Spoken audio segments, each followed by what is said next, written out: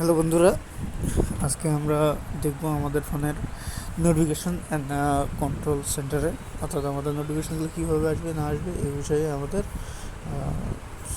নোটিফিকেশনে কী কী থাকবে না থাকবে এই বিষয়গুলো আমরা এখন দেখব।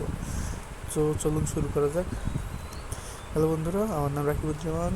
আমরা আজকে জানবো আমাদের ফোনের নোটিফিকেশন অ্যান্ড কন্ট্রোল সেন্টার সম্পর্কে। প্রথমে দেখি আমাদের নোটিফিকেশন অ্যান্ড কন্ট্রোল সেন্টারে কী কী আছে। আমাদের নোটিফিকেশন অ্যান্ড কন্ট্রোল সেন্টারে আছে লক স্ক্রিন, ফ্লোটিং নোটিফিকেশন, তারপর ব্যান্ডেজ। অর্থাৎ আমাদের লক স্ক্রিন অবস্থায় কি আমাদের নোটিফিকেশন কীভাবে আসবে, ফ্লোটিং নোটিফিকেশনগুলো কীভাবে আসবে, ব্যান্ডেজে কীভাবে আসবে, এই জিনিসগুলো আমাদের এখানে দেওয়া আছে। এবারে সেই আমাদের ইম্পর্টেন্ট কিছু জিনিস, সেটা হলো অ্যাপ নোটিফিকেশনে। অ্যাপ নোটিফিকেশন হচ্ছে যে আমাদের কোন কোন ফোনে কী কীভাবে নোটিফিকেশন দেবে এইগুলো আমাদের এখানে দেখাচ্ছে। আসলে দেখুন, আমাদের কিছু কিছু এ আছে যেগুলো থেকে আমাদেরকে অটোমেটিক নোটিফিকেশন পাঠায়। আমরা চাইলেও কিছু জিনিস বন্ধ করতে পারবো না। এরপর আছে কিছু জিনিস আমরা নোটিফিকেশন বন্ধ করে রেখেছি, স্ন্যাপ টিউব, তারপর শেয়ার এটা আমি অফ করে রেখেছি, তারপর মাই জিপিএফ, মাই রবি, মাই এয়ারটেল আমি অফ করে দিই। এই কারণে এগুলো থেকে নোটিফিকেশন আসা আমার কাছে একটু বিরক্তিকর মনে হয়, এই কারণে আমি একটু অফ করে রেখেছি। তবে আপনারা চিন্তা ভাবনা করে কোনটা অফ করবেন বা কোনটা অন করবেন এটা একটু দেখে নেবেন, কারণ এতে করে আমাদের কিছু ইম্পর্টেন্ট নোটিফিকেশনও বন্ধ হয়ে যেতে পারে। যেমন আমি যদি আবার হঠাৎ করে দিয়ে দিই যে আমার জিমেইলের সব নোটিফিকেশন বন্ধ হয়ে যাবে, তাহলে কিন্তু আমার সেক্ষেত্রে আমার অসুবিধা হবে, কারণ বারবার গিয়ে আমাকে দেখতে হবে যে আসলে নোটিফিকেশন আসলো কি না। কারণ জিমেইলে সাধারণত বেশিরভাগ সময় ইম্পর্টেন্ট আমাদের মেসেজ এসে থাকে, এই ব্লক করার প্রয়োজন নেই। এছাড়া আপনারা দেখে শুনে আসলে কোনটা ভালো মনে হয়, কোনটা খারাপ মনে হয়, এগুলো দেখে নেবেন। এরপর আসি নোটিফিকেশন সেট, অর্থাৎ নোটিফিকেশনটা আমাদের কীভাবে আসবে।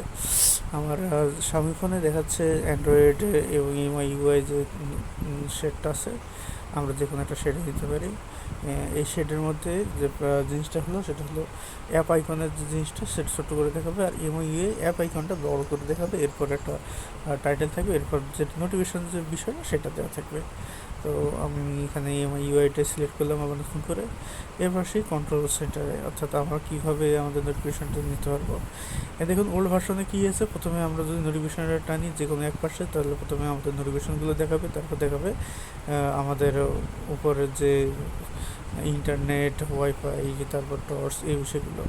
আর যদি আমি নিউ ভার্সনে যাই, নিউ ভার্সনে দিলে দুই সিস্টেম আছে।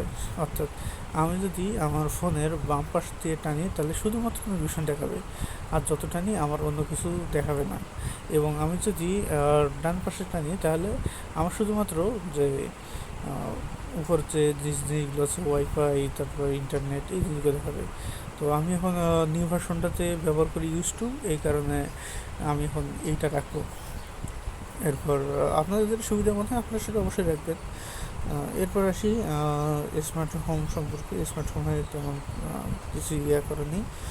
এবার আসি item show on the lock screen after swiping down, অর্থাৎ আমরা যখন আমাদের লক স্ক্রিন করব তখন আমাদের কী কী জিনিসগুলো আমাদের দেখাবে, নোটিফিকেশান শেড দেখাবে, কন্ট্রোল সেন্টার দেখাবে, এই জিনিসগুলো আমরা দেখতে পারবো। এবার সব থেকে ইম্পর্টেন্ট যে জিনিসটা সেটা হলো স্ট্যাটাস বার।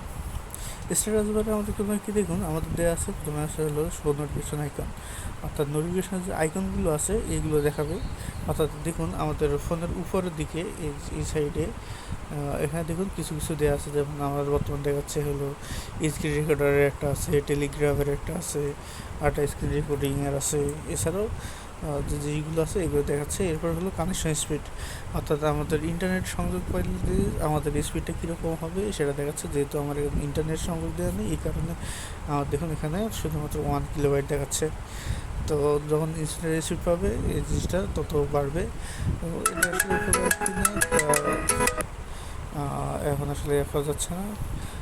আপনারা চাইলে যে কোনো সময় আপনাদের নোটিফিকেশনগুলো মাধ্যমে আপনাদের স্পিড দেখতে পারেন, কম বেশি, অর্থাৎ ডাউনলোড করতেছেন কী স্পিডে, ডাউনলোড কীভাবে হচ্ছে না হচ্ছে, আসলে হচ্ছে কি না, নেটটা আসলে পাচ্ছে কি না, এটা জানার জন্য আপনারা এই কানেকশন স্পিডটা অন করে রাখতে পারেন। এবার সেই show career one device is locked, অর্থাৎ আমাদের ফোনের যে আছে এই সিম কার্ড নামগুলো আছে এগুলো দেখাবে যখন লক থাকবে। এরপর হলো ক্যারিয়ার নেম, ক্যারিয়ার নেম অর্থাৎ আমার সিমের যে নামগুলো আছে, সিম ওয়ানের নাম দেওয়া আছে রাখি, আর সিম টুর নাম দেওয়া আছে অনলি ইন্টারনেট। সিম 1 দিয়ে সাধারণত কল দিই, আর সিম 2 দিয়ে আমার আছে যেটা সেটা দিই। এরপর আসি আমাদের হলো ব্যাটারি ইন্ডিকেটর। ব্যাটারিটা আমাদের কীভাবে দেখাবে, এই জিনিসটা দেখার জন্য আমাদের প্রথমেরটা যেটা আছে সেটা হলো শুধুমাত্র একটা ছবি দিয়ে বোঝাবে যে আসলে এটা কতটুকু চার্জ আছে। এরপরেরটা আছে হলো ব্যাটারির ভিতর আমাদের হলো কত পার্সেন্ট চার্জ আছে এটা দেখাবে। আর 3 নম্বরটা আছে সেটা হলো ব্যাটারি চার্জ প্লাস হলো পার্সেন্টেজটা আলাদাভাবে আলাদা আলাদা করে দেওয়া আছে। আমরা যে কোনো সাইজ দিতে পারি, তবে আমার কাছে যেটা প্রিফার মনে হয় সেটা হলো ব্যাটারির মধ্যে জাস্ট পার্সেন্টেজটা লেখা থাকবে। এরপর আসে হাইড নস। এবার দেখুন বিভিন্ন ধরনের নস আমাদের যেহেতু ফোনের মধ্যে আছে, একটি ড্রপ নস আছে। সো এটা আমি চাইলে হাইড করতে পারি। হাইড করলে দেখা যায় যে আমার স্ক্রিনটা ছোটো হয়ে যাচ্ছে, এই কারণে আমি হাইড করি না সাধারণত।